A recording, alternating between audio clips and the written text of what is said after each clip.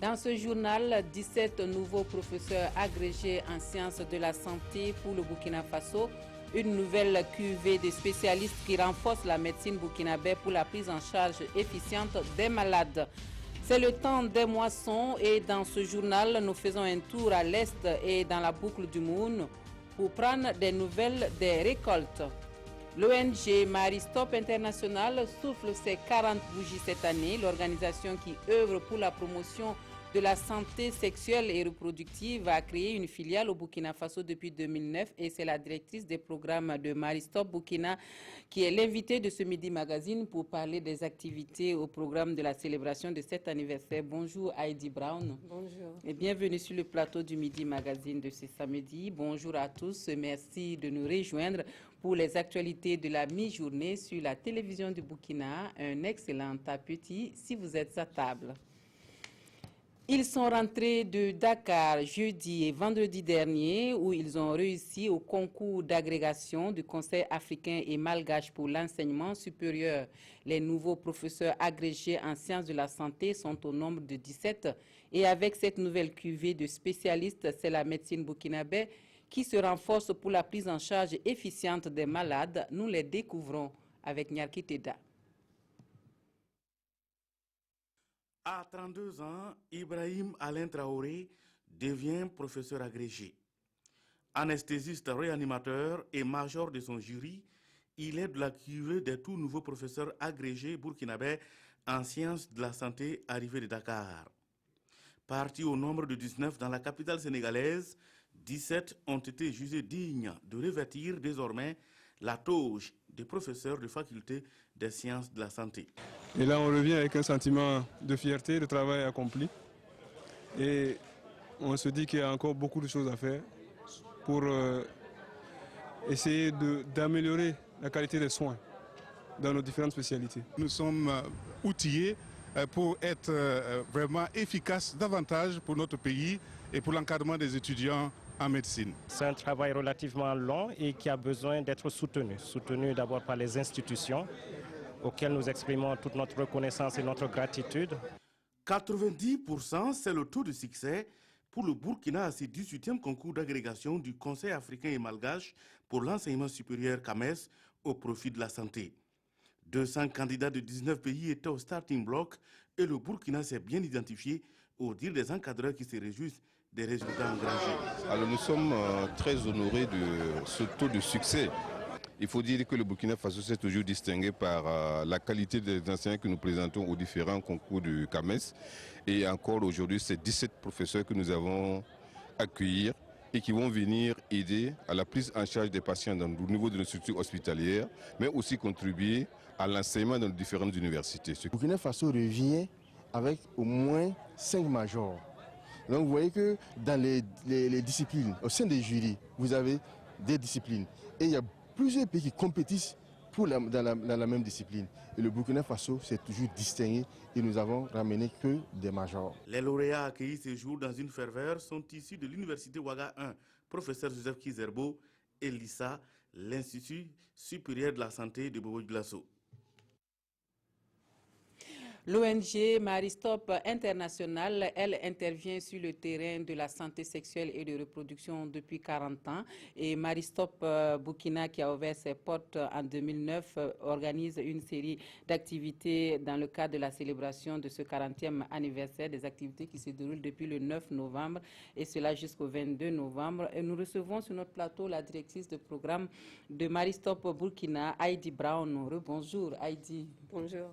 Alors, 2009, ouverture de Maristop Burkina pour la promotion de la santé sexuelle et de reproduction. Est-ce que les activités que vous avez menées ont engrangé des résultats et quels sont ces résultats? À Maristop International, notre mission est enfant par choix et non par surprise. Aujourd'hui, nous pouvons dire que Maristop est un leader de la planification familiale au Burkina. Les chiffres parlent d'eux-mêmes. En 2015, presque 150 000 personnes utilisaient une méthode de planification familiale prestée par Maristop. En conséquence, 227 décès maternels et 34 000 avortements à risque ont été évités. Alors, vous avez des résultats satisfaisants, mais est-ce qu'il y a des choses que vous aimeriez faire pour améliorer davantage la santé sexuelle et de reproduction des Burkinabés? Oui, les résultats jusqu'ici sont encourageants, mais nous constatons au niveau de la cible jeune, il reste beaucoup à faire. Donc, en 2017, avec nos centres jeunes et les autres canaux de prestation, nous espérons toucher la jeunesse car le nombre de grossesses non désirées est élevé, surtout en milieu scolaire. Et vous organisez le 40e anniversaire de Maristop International au Burkina Faso. Vous avez plusieurs activités. La commémoration a commencé depuis le 4 novembre et cela va aller jusqu'au 22 novembre. Est-ce que vous pouvez nous rappeler rapidement les activités que vous avez menées au cours de cette célébration? Nous avons mené des journées portes ouvertes, une réunion générale du personnel et actuellement la Semaine nationale de la planification familiale. La semaine a lieu sous la direction du ministère de la Santé et avec la contribution des partenaires techniques, dont Maristop Burkina Faso. La semaine couvre la période du 16 à 22 novembre 2016 et pendant cette période, Maristop Burkina Faso preste toutes les méthodes modernes de planification familiale gratuitement au site des équipes mobiles et à prix réduit à nos cliniques et centres jeunes. Est-ce que vous avez un public cible actuellement ou est-ce que c'est tout public confondu? Bon, c'est tout le public qui a besoin de la planification familiale, surtout les jeunes. Est-ce que vous avez, Heidi Brown, peut-être un mot à l'endroit de vos populations cibles, à l'endroit de tous les Burkinabés pour cette célébration qui offre beaucoup d'activités aux populations, beaucoup de prestations en tout cas de votre part aux populations? Qu'est-ce que vous avez envie de leur dire? Je rappelle encore une fois que la Semaine nationale de la planification familiale et les prestations à prix réduit continuent jusqu'à mardi. Et pour avoir plus d'informations sur la santé sexuelle et reproductive, vos téléspectateurs peuvent appeler à notre centre d'appel gratuit au 80 00 12 07. Je le répète. 80 00 12 07. Merci Heidi Brown. Je rappelle que vous êtes la directrice de programme de Maristop Burkina Faso et vous commémorez en ce moment au Burkina les 40 ans de Maristop International avec plusieurs activités sur la planification familiale au cours donc de ce temps et c'est du 4 au 22 novembre prochain. Et pour poursuivre ce journal, nous allons mettre le cap à l'Est où on enregistre un nouveau programme de sécurité alimentaire. Les différentes parties prenantes s'imprègnent du contenu et des stratégies d'intervention du dit projet. Avant sa mise en œuvre, le projet de sécurité alimentaire dans l'Est, qui est prévu pour durer 5 ans, devrait contribuer à une gestion efficiente et sécurisée des ressources naturelles. Aimé Douamba, Rasmata Ouedraogo, Mahamadi Ouedraogo. Le nouveau projet de sécurité alimentaire qui compte intervenir dans 10 filières agro-silvopastorales vient d'être lancé à l'est du Burkina Faso. Il vise à améliorer et à sécuriser des ressources naturelles et des terres agricoles de la région de l'Est. Le projet a 4 composantes. Une première composante qui porte sur les infrastructures d'appui à la sécurité alimentaire. Une deuxième composante qui porte sur le renforcement de la productivité des filières agricole et d'élevage, et une troisième composante qui porte sur la gestion durable des territoires et la sécurisation foncière, et une dernière composante qui s'occupe de la coordination et de la gestion donc, de l'unité de gestion. Pour une mise en œuvre effective du dit projet, initiateurs et acteurs se sont accordés les violences sur les différentes stratégies d'intervention et des modalités d'exécution. Nous sommes totalement heureux d'accueillir un tel programme dans notre région. Nous sommes suffisamment rentrés dans le discours, dans les formations, dans les ateliers. Nous voulons maintenant qu'ils viennent, qu'ils nous donnent ce qu'ils doivent donner, ce qu'ils ont promis. Financé par l'Agence française de développement à hauteur de 22 milliards de francs CFA, le projet sécurité alimentaire dans l'est du Burkina Faso a une durée de 5 ans et couvre la période 2016-2021. L'entreprise Nafaso dans la vallée du Cou, elle reçoit une unité de production sémencière de la part du projet Centre d'innovation verte de la coopération allemande. C'est un don qui devrait permettre à l'entreprise qui produit des semences pour toute la sous-région d'améliorer ses capacités de production. Démonstration de traitement et de conditionnement de semences a été faite sur place en présence de Hahadi Sandamba.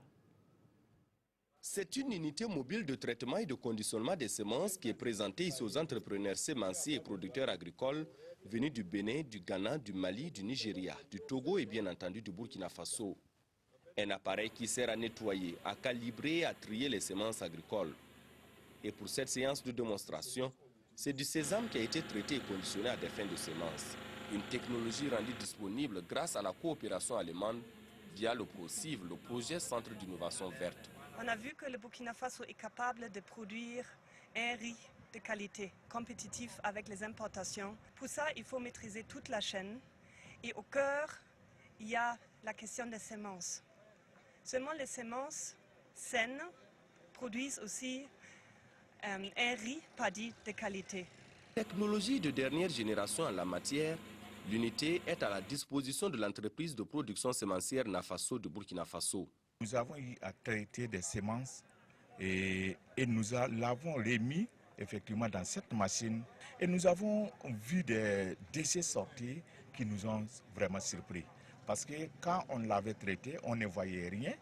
Et quand nous l'avons remis dans la nouvelle machine, nous avons vu énormément de déchets. L'appareil a une capacité de production estimée à 30 tonnes de semences par jour.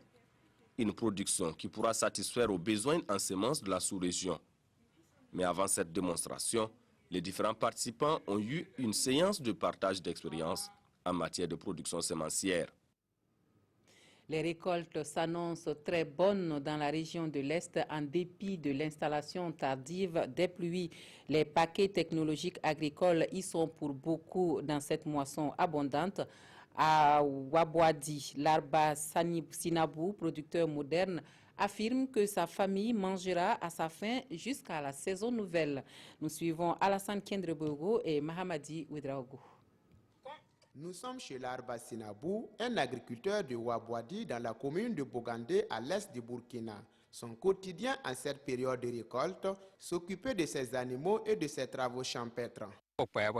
Je cultive du maïs, du sorgho, du niébé, des arachides et autres spéculations dans mes champs. Dans les champs agricoles de ce chef de ménage de 2 femmes et de 6 enfants, la moisson est meilleure que la campagne écoulée malgré quelques craintes observées en début de saison. En tout cas, cette année, mes épis de mil et de sorgho sont en bonne forme. Mes greniers sont pleins plus que la campagne passée. Je suis content de mes cultures. Grâce à l'agriculture, ce quinquagénaire ne manque pas de quoi assurer les besoins alimentaires de sa famille et combler le cortège des événements socioculturels comme les funérailles et les fêtes coutumières. La moisson est également utilisée à d'autres fins. Grâce à l'agriculture, ma famille mange à sa faim. J'arrive à s'occuper des frais de soins et de scolarité de mes enfants. J'ai pu payer une vingtaine de bovins et de moutons, les vélos des enfants et ma moto. Sur mon lopin de terre, j'ai récolté 5 plats de petits pois, une trentaine de sésames. Pour les arachides, les récoltes se poursuivent, mais je compte avoir plus de 6 sacs. Souvent, je vends ces récoltes pour payer mes vêtements et des animaux. Parfois, j'aide mon mari pour les frais de scolarité des enfants. Cet exploitant agricole qui pratique une agriculture intensive bénéficie d'un encadrement technique des agents de l'agriculture de Bogandé depuis 3 saisons. On les apprend en tout cas à faire les ailes, voilà, et les demi-lunes, voilà, aussi en tout cas les cordons pierreux pour en tout cas récupérer l'air sol comment il faut appliquer les engrais minéraux, la fumure organique. Tout ça, là, en tout cas, on les apprend. L'arbre Sinabou confie que les producteurs convertis aux nouvelles techniques culturelles pourraient augmenter plus leur production si les difficultés liées au stockage des récoltes, à l'accessibilité des intrants agricoles et à l'écoulement des produits sont levées. Même tonalité dans la boucle du Moun où les producteurs se frottent les mains. À Massala, la production de la famille Dakio dépasse celle d'une simple consommation. Elle compte récolter plus de 7 tonnes de céréales. Yves Rwamba, Karim Ouedraogo. Il est 7h30 à Massala, un village situé à environ 8 km de Dédougou. Issaka Dakio s'apprête à rejoindre sa famille au champ pour les récoltes. Aujourd'hui, ses frères et connaissances ont décidé de lui donner un coup de main. Une fois au champ, pas de temps à perdre. Tout le monde s'est mis au travail. On a commencé les récoltes au fin octobre.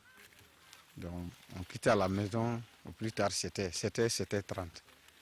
Voilà. Donc, si c'est dans la soirée, au retour, ça c'est 17h30. Bon, le maïs, le maïs même, ça c'est bien prêt à dire, ça va finir aujourd'hui. Ça va se finir aujourd'hui. Le maïs, ce petit sorgho là aussi, bon, demain, on va aller enlever ça aussi. Voilà, ça va finir demain aussi. Issaka Dakio travaille avec son frère cadet, tous deux mariés. Leur champ est à environ 5 km de leur habitation. Sur une superficie de 8 hectares, ils attendent plus de 7 tonnes de céréales.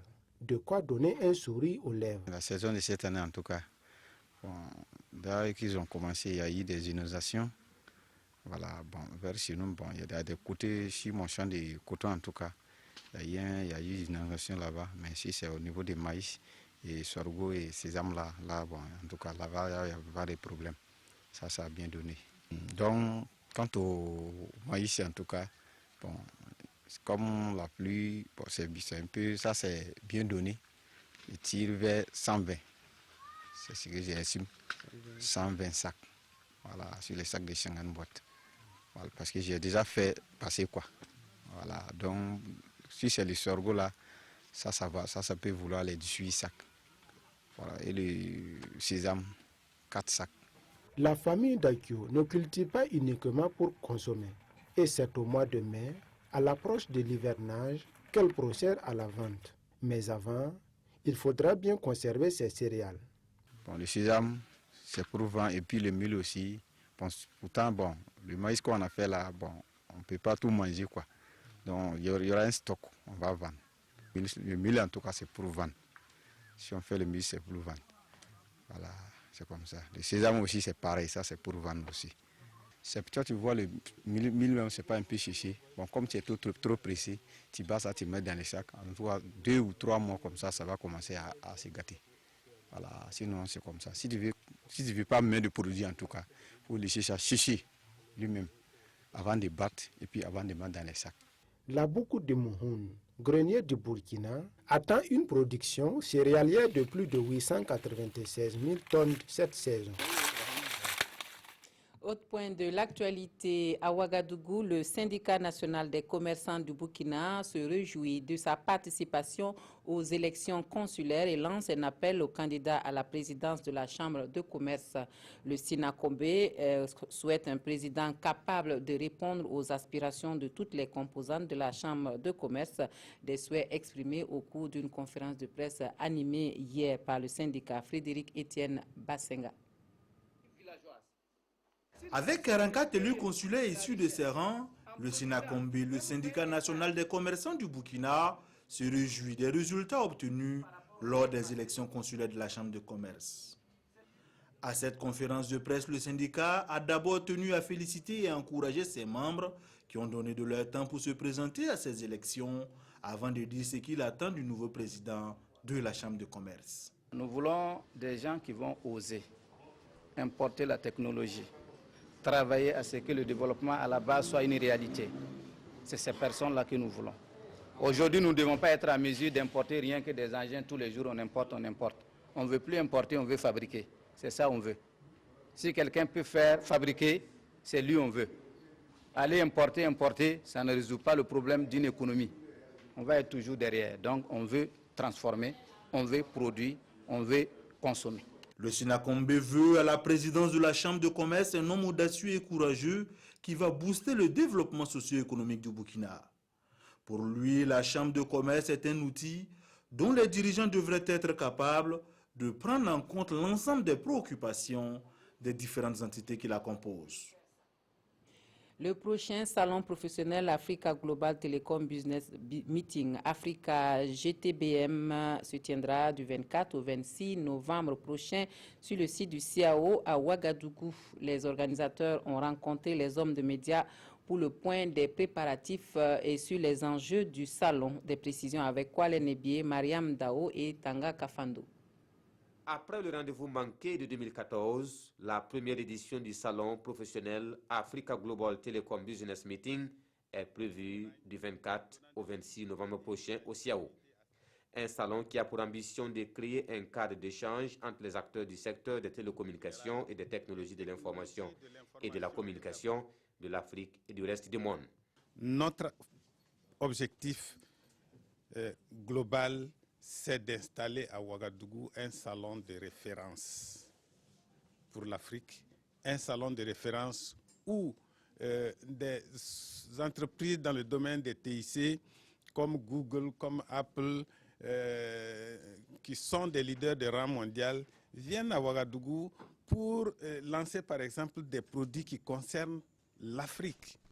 Plusieurs activités sont inscrites au programme de ce salon, des expositions, des conférences, des réseautages et une soirée gala pour encourager l'excellence. Les awards, c'est des distinctions, c'est juste pour distinguer des personnes, distinguer des entreprises, distinguer des organisations, distinguer des associations, par exemple, qui se sont particulièrement montrées actives ou innovantes dans le domaine des TIC. Investir dans les télécommunications en Afrique, quel intérêt? C'est sous ce thème que va se tenir cette première édition. Folie de mode Acte 8 a pris fin hier dans la soirée sur un défilé de mode sur la scène des collections de haute couture de créateurs venus du Burkina Faso et de la sous-région. Cela sous le regard de l'épouse du chef de l'État, marraine de la cérémonie. Satisfecit et émerveillement étaient les maîtres mots de cette soirée dédiée à l'élégance africaine. Kansoun Koulibaly et Solange Digma. Le pain coco d'Onda de Bobo Dioulasso a l'honneur sur ce podium de folie de mode Acte 8. À travers cette collection conciliant tradition et modernité qui fait revivre ce pain au motif rayures et étoilé du quartier de Koko, le styliste burkinabé Bazem C entend magnifier les femmes de la ville de Sia. Magnifique mariée signée Bazem C. Le pagne, le Koko, je l'ai mis en valeur parce que pour moi, c'était rendre hommage à nos mamans depuis Bobo, parce que je sais que c'est là-bas le pagne a commencé. Et aujourd'hui, moi, je rends hommage à toutes ces femmes parce qu'elles font du beau travail. Et aujourd'hui, je veux que ce pagne soit l'un des pagnes les plus recommandés au Burkina Faso. Ont également défilé sur ce podium de la 8e édition de Folie de mode, parrainée par l'épouse du chef de l'État Sika Kaboré, des créations de stylistes venus de la Côte d'Ivoire, du Tchad, du Bénin, du Gabon et du Burkina. Des collections qui ont émerveillé l'assistance et redonné à la mode africaine ses lettres de noblesse. L'objectif de Folie de mode ce soir, c'est atteint. Et je pense que Folie de mode, c'était ouvrir la parenthèse pour dire qu'après tout ce qui s'est passé, le Burkina revit, le Burkina émerge avec ses grands talents de la mode. Satisfaction de joie. On a même l'impression que là, Ouagadougou veut arracher plat tournant de la mode en Afrique. Mais on ne va pas vous laisser vous le faire si vite. Ouais. Sinon, bravo à Bazem C. Ce défilé de mode a été ponctué de prestations d'artistes musiciens du Burkina. Folie de mode Acte 8 est terminé. Rendez-vous est pris pour 2018 avec encore de nouvelles créations de la mode africaine. Hors de chez nous, au Mali, l'Alliance pour la sauvegarde de l'identité Peul et la restauration de la justice annonce avoir déposé les armes. La décision est le résultat de négociations avec les différents groupes armés. C'est une bonne nouvelle pour le processus de paix dans ce pays qui déroule ce matin, où se déroulent ce matin donc les élections municipales dans un contexte sécuritaire aussi tendu. La nouvelle n'est pas pour déplaire au gouvernement malien. Une milice armée du centre annonce avoir déposé les armes pour soutenir le processus de paix. Il s'agit de l'Alliance pour la sauvegarde de l'identité Peul et la restauration de la justice créée en juin 2016. L'annonce a été faite par son président lors d'une interview dont l'agence Reuters a publié quelques extraits. À partir d'aujourd'hui, l'Alliance dépose les armes jusqu'à nouvel ordre et soutient l'intégrité du pays, a notamment déclaré Omar Al-Jana. Cette décision est le fruit de négociations avec d'autres responsables des groupes armés de la CMA, a indiqué le chef de la milice Peul. Elle intervient après la nomination des responsables de la commission de désarmement et de la réintégration par le gouvernement malien, qui n'a pas encore réagi à cette annonce. Mais il s'agit sans conteste d'une bonne nouvelle vu l'impasse dans laquelle se trouve le processus de paix. L'Alliance nationale pour la sauvegarde de l'identité Peul et la restauration de la justice est l'un des 3 mouvements à avoir revendiqué l'attaque contre une base militaire de Nampala dans le centre du pays qui avait coûté la vie à 17 soldats maliens le 19 juillet dernier. Un accident de train en Inde fait 90 morts et 150 blessés. C'est dans la nuit que le déraillement s'est produit sur le train qui reliait les villes de Patnama et Indore au nord de l'Inde. Dans le nord de l'Inde, le déraillement d'un train de voyageurs a fait au moins 90 morts et plus de 150 blessés. L'accident s'est produit près de la localité de Purwa dans l'état de l'Uttar Pradesh. L'accident s'est produit au milieu de la nuit. 14 wagons du train express sont déraillés. Certains se sont écrasés lorsqu'ils se sont percutés. Tout à coup, il y a eu un choc énorme. Nous avons tous été projetés la tête contre le plafond du wagon quand il a déraillé. J'étais dans le wagon S5. Nous avons finalement réussi à sortir, même si la porte était fermée. Des voyageurs seraient encore pris au piège dans certaines voitures. Le train reliait les villes de Patna à Indore. Une trentaine d'ambulances ont été déployées et tous les hôpitaux de la région ont été placés en alerte rouge. Voilà, c'est tout pour les actualités dans ce Midi Magazine. Toute l'équipe du 13h se joint à moi pour vous dire merci de nous avoir reçus chez vous. Une excellente journée dominicale à tous et à toutes.